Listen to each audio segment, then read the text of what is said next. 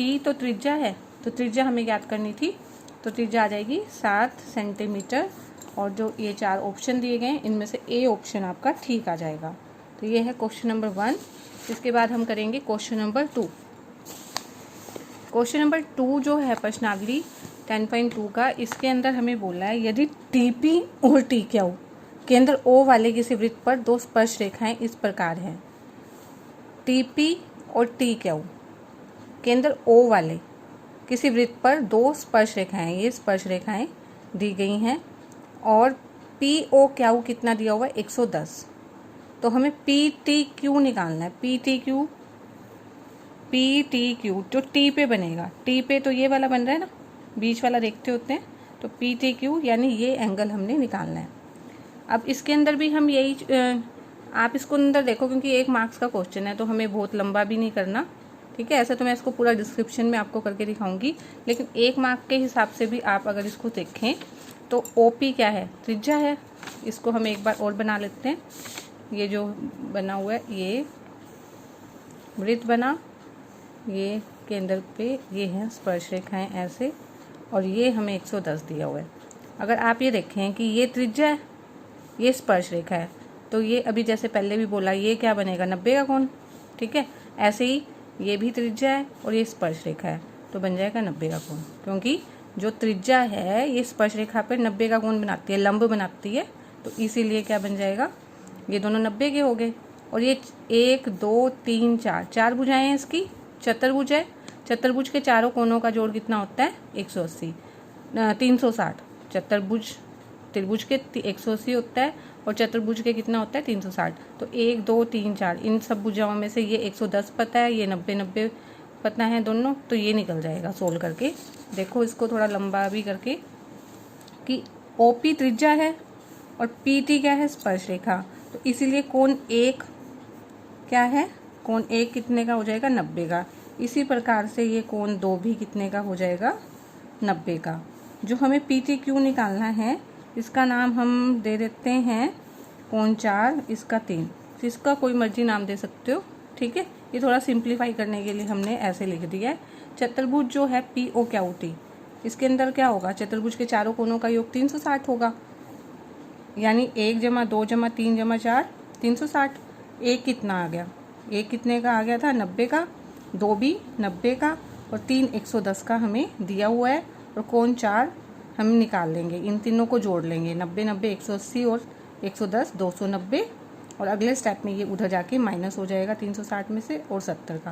तो 1 मार्क्स के हिसाब से आपने इसको कर लेना है, ठीक है। क्वेश्चन नंबर 3 देखेंगे, यदि एक बिंदु P से O केंद्र वाले किसी वृत्त पर PA और PB स्पर्श रेखाएं परस्पर 80 डिग्री के कोण पर झुकी हों तो कोण POA बराबर है। एक बिंदु P है, इससे O केंद्र वाला कोई वृत्त है, इस पे PA और PB स्पर्श रेखाएं परस्पर कितने पे झुकी हुई हैं 80 डिग्री के कोण पे। ये कोण कितने का है 80 डिग्री। तो हमें POA यानी जिसको मैंने यहाँ 3 नाम दे दिया है, 3 कोण निकालना है, कोण 3 निकालना है। तो इसको भी एक बार हम तो शॉर्ट क्वेश्चन के हिसाब से देख लेते हैं, फिर हम इसको लंबे क्वेश्चन के हिसाब से देखेंगे। इसकी हम अगर शेप बनाएं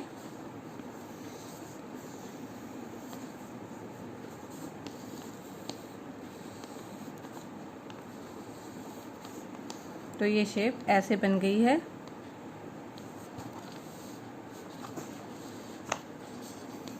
ठीक है।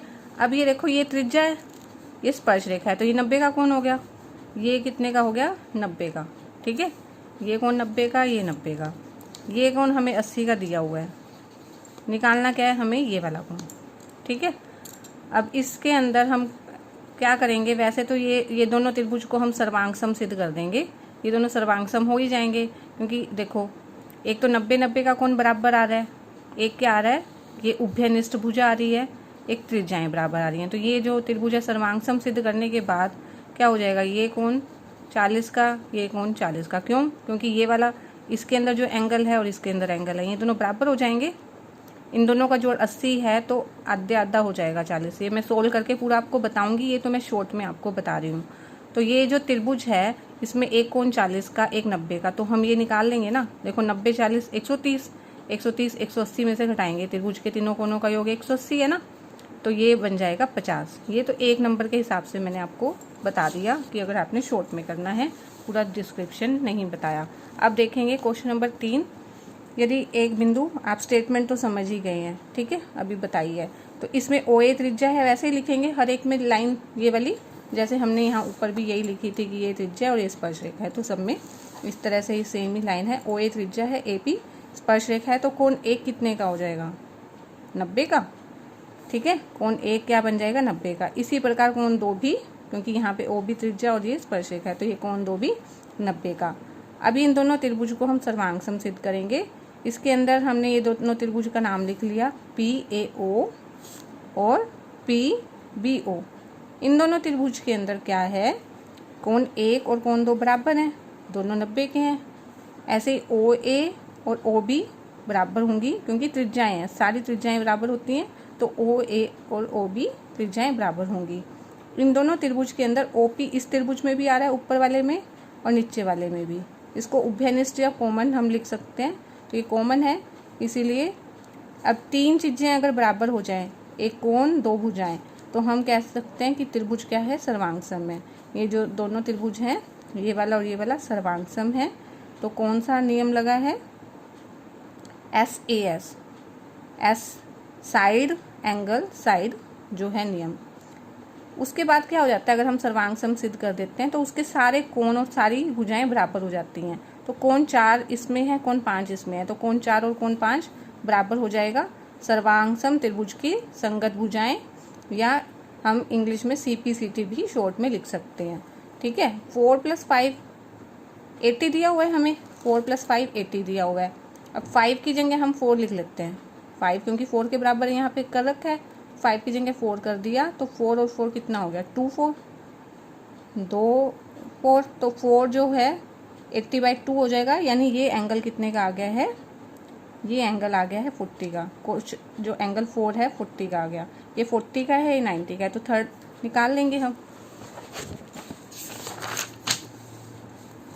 त्रिभुज OAP में हम ले लेंगे इन तीनों कोणों का जोड़, क्या हो जाएगा?